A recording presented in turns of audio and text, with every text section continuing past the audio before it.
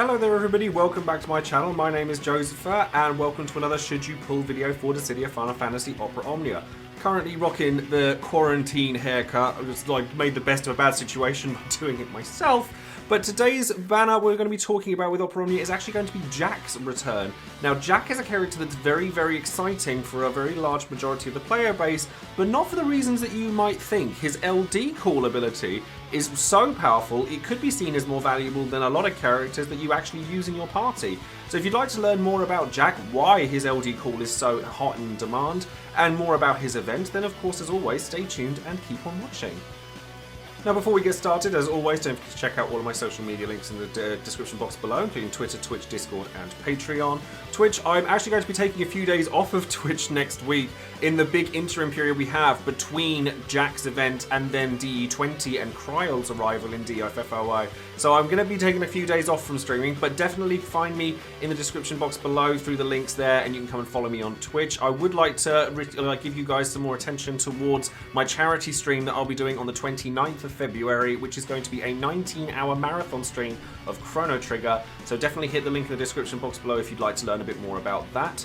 And then with Patreon, I shout out one of my patrons every time I release a video, and with it being the closest banner there is to Valentine's Day, I wanted to give a special shout out for Origin, who I've been told to tell you don't keep using your book timer as an excuse to not walk the dog. But thank you all very much for your support. It means the absolute world to me, as it does every time I shout out anybody when it comes to Patreon. Don't forget to check out all of the links around me for other resources relating to Opera Omnia, and of course don't forget to check out all of the other content creators out there other than myself. So first things first, let's take a look at the banner and Jack and exactly what Jack has to offer with his new LD and all the stuff that comes along with him. Now the banner itself will obviously feature Jack, his LD, his EX, his older weapons, everything that comes with him. It will also be another chance to grab Ultimecia's Burst if you haven't had an opportunity to grab it already. But it will only feature a burst and none of her other weapons, and then Ignis and Ramza will also be along with their EXs. Now Ramza's EX would be great for players who have perhaps pulled on Ramza's banner, got his LD but not his EX, because if you're in that situation you could leave that banner and then just come and pull on this one instead, because there's a chance you'll be able to finish the character that way. Now, looking at Jack, Jack is a melee damage dealer through and through. So his two basic skills, Ninja Slice and Lightning Flash, are actually basically the same thing. It's just that one of them is aimed at a single target and the other is AoE based and split damage. Now both of these are 6-hit Brave HP attacks that give him a buff called Every Ounce of Strength that increases his max Brave and attack.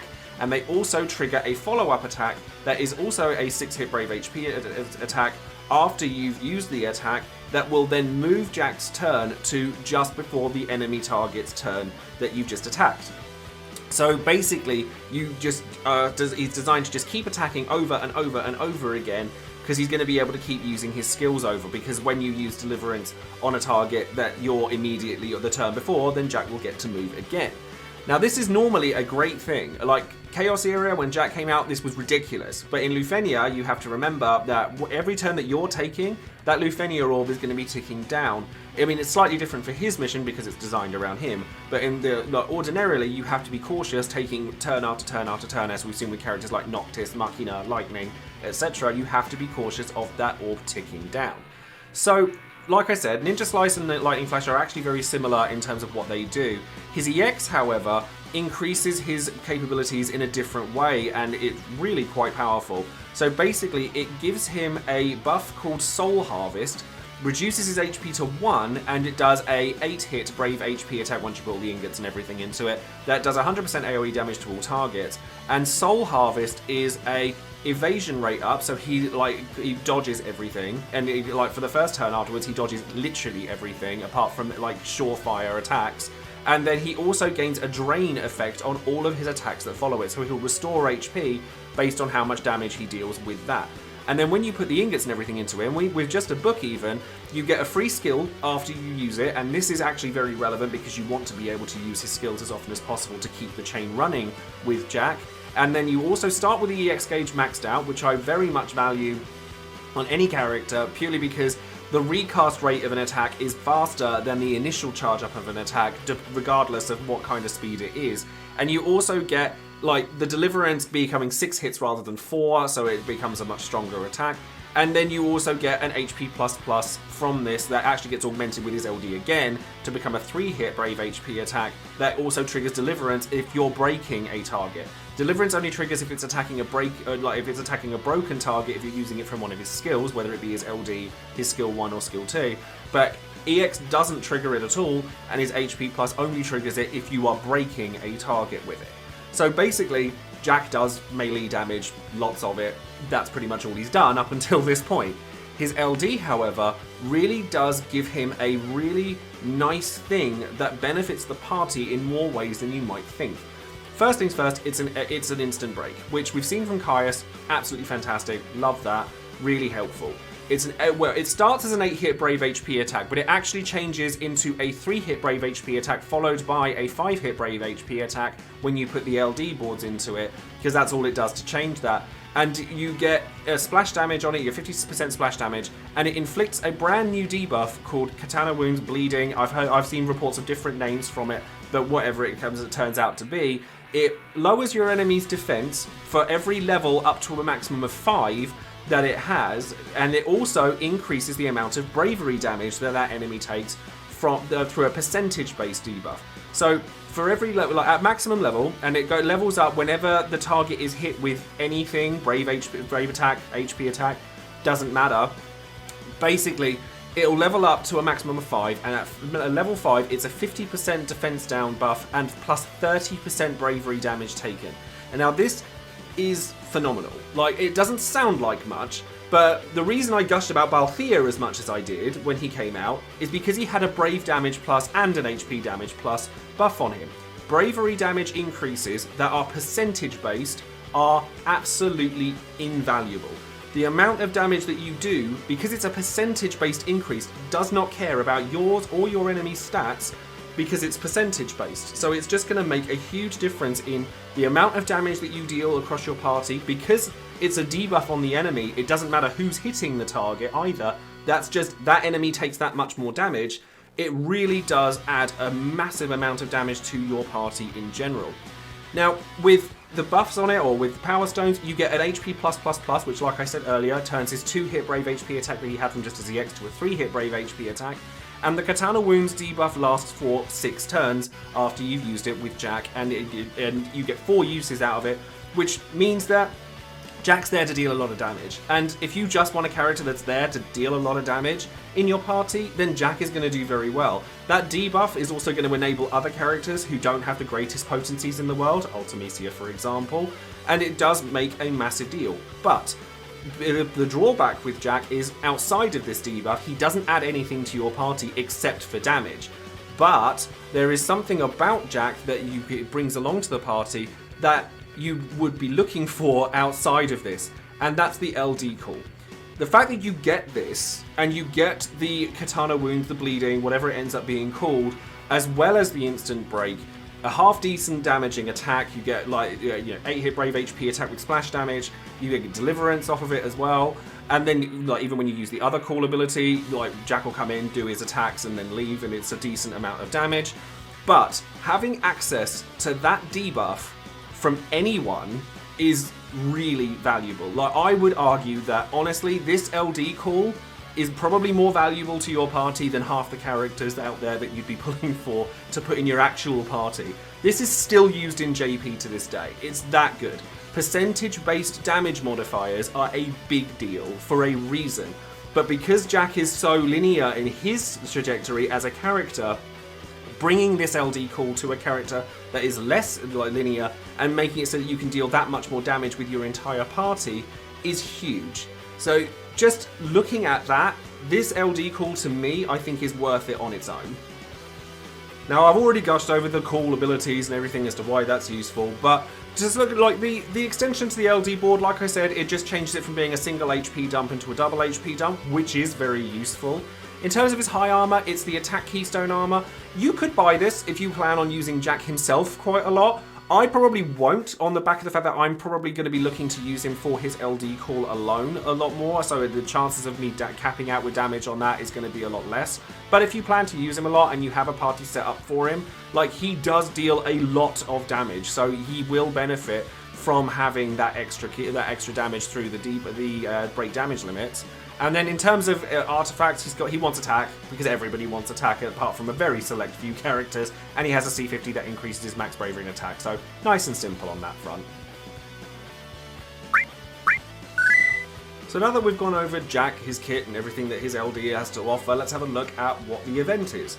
So the Lufenia this time around is going to feature the Flutter Jellies, which are basically, their main shtick is that they put up a pollen aura around them and they can't be delayed while that aura is up, and it gives them stronger versions of their attacks. Like, if they break you when they're attacking here, then it's going to hurt a lot. They have delay on their attacks. They basically want to take as many turns as they can, and they're also immune to paralysis and speed down, so it's harder to get around that. They are not, however, immune to framed speed down debuffs such as Sephiroth's and examples like that.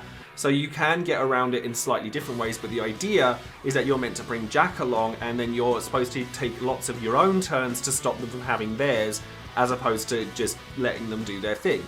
Now, the orb this time around will appear when they're just under 80% HP, and then disappear again at under half health, and then appear again at 40% HP until they die.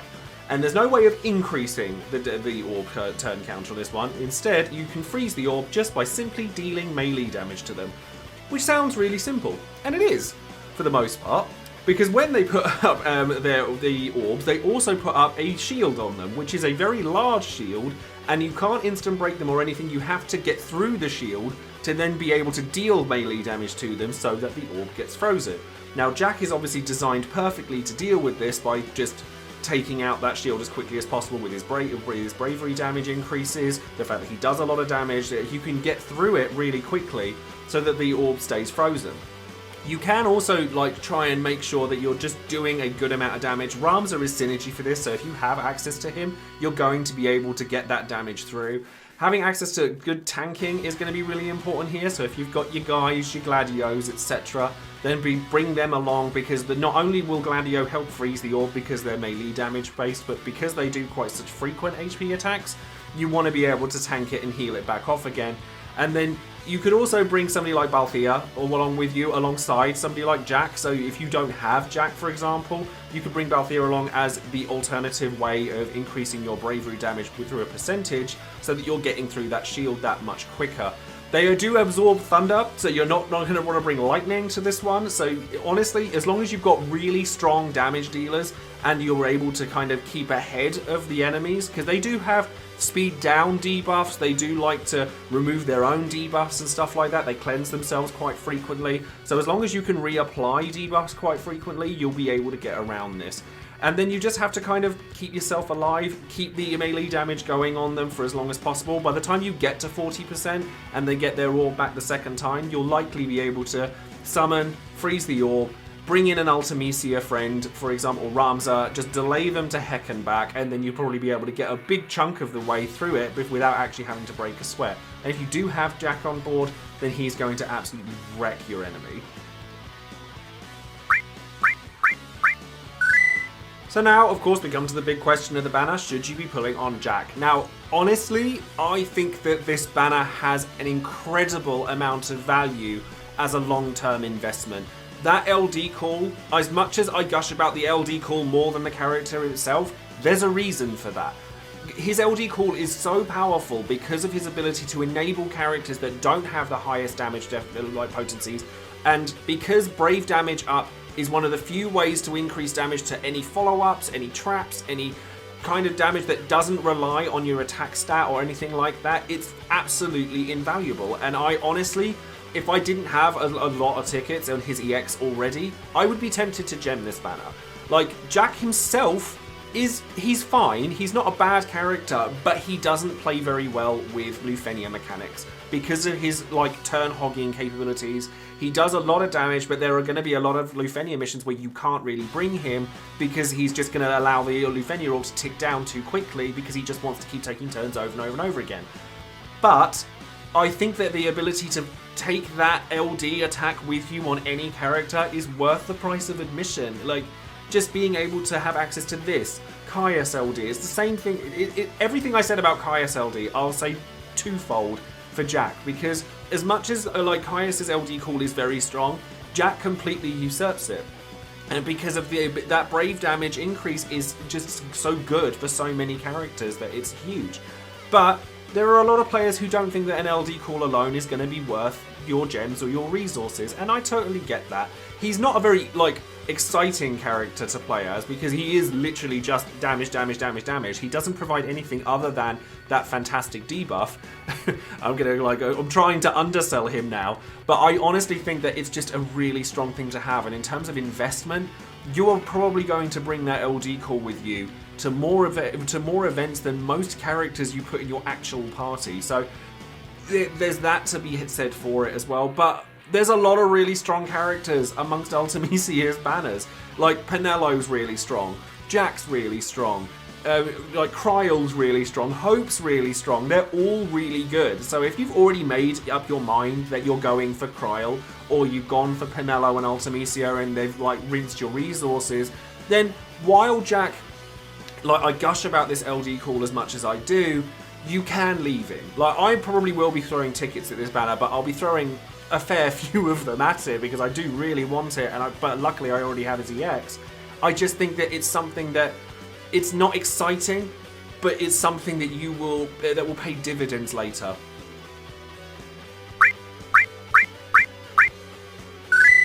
So now we come to Would You Pull, the section of the video where you, the viewer, get your chance to have your voice heard and let us know whether you would or wouldn't pull on any given banner and why. So for a big thank you once again to all of my patrons for casting your votes and giving your opinions on all of this. But it's very interesting to see that people feel quite differently to how I do when it comes to this banner, and it's very split. Like, it's very split, and basically go into the numbers straight away. 23% of people said that yes, they were going to go in with gems on this banner, 54% of people said that they were going to use tickets on it, and 23% of people said that they weren't going to pull on the banner at all. So while I feel that the LD call is that valuable, there are a lot of people that don't feel that way. So let's go into some of the comments. So Spickle starts us off by saying, I will not be pulling for Jack as I have nothing for him and I can't afford to pull for an entire kit after Caius used all my gems and half my ticket stash. Need to rebuild. So yeah, like, if you already have Caius, like, that's a reason against like Jack, because you do already have one of the high-end LD calls and stuff like that. And Caius is probably a more interesting character to use than Jack is, because Jack is just neat damage dealing, whereas Caius has his debuffs to offer instead. And then going into Doma Dragoon, he says, Jack was around the point where I started saving for the burst LD era, so I never got his kit. I had no idea what my resources would be when he came back, and I'm always hesitant with characters that reduce their own HP. So I felt fine with kicking the decision down the road to Future Me. Future Me is now Present Me, and Present Me wants that call. I'll be ticketing until I get that LD, and to heck with the rest of his kit. So yeah, similarly to Caius, like I said this before, there is an argument to be had that you could just go for the LD and then jump out of the banner if the call is all you actually care about, because while obviously his stats and everything will be increased and he'll be a fully fledged character if you have all of his kit, you get everything you need from the LD, like the LD call, just by having the LD. So that's something that you might want to consider if you want to try and reserve resources while you're saving for other characters, but you still kind of want access to that call. Then Multiracial Lion says, I'm skipping Jack. His kit doesn't offer anything that excites or interests me. His LD is nice and the debuff it gives is fantastic, but it's just not something I have to have. He returns later on a banner that is much more significant to me with Leon LD, so if I pick him up there as I pull for Leon, that's fine. So yeah, as much as I gush over that LD call and how strong that debuff is, I am a big fan of the mathematics behind percentage-based damage increases, whereas other people, you may find you don't need this. But this is half of the reason why I make the Would You Pull section of this video, because while I feel really strongly about it, other people may feel differently from me, and that's absolutely fine. Finally, Orbacan says, I'm going to use tickets for Jack. I already missed 8 and 9 and I'm not going to let another useful Type 0 character slip the net. His LD call will be really useful for that extra bit of damage. I love the LD call, but realistically, it is the entire reason you're pulling for Jack. If you didn't have that, he might not be as exciting, but I just think that having access to it is something that I can just go, yep, I'm going to slot that into my party whenever I want. However, I am on a higher amount of resources right now. People who don't have that amount of resources may consider skipping him, and like Multiracial Lion said earlier, he does come back eventually. So and because that LD call is still useful then, you may want to wait until then as well. So that's going to be all for this video. Once again, a big thank you to my patrons for casting their votes and comments on both Ultimisia, Pinello and Jack, because I actually asked them to do it at the same time to help me out a bit, and it's very awkward, so I'm very appreciative for that. Don't forget to like the video, subscribe to the channel, and click that bell for notifications on any future videos I might be making. And also, let me know what you think of Jack, because it seems like it's quite split across the board, like whether people love him, kind of like him, or don't really want him. I'm one that really loves him because I want that LD core. You may feel differently, and I'm really interested to hear as to your reasons why. So let me know in the comments. Thank you very much for watching again, and I will see you on the next video, which won't be for a week. We've got 8 days between this event and then Cryol coming back on the 19th of February with DE20. So there'll be a little gap when it comes to content for me, but honestly, it'll be nice to have a couple of days away from it all. So thank you very much for watching, and I'll see you guys next time. Take care.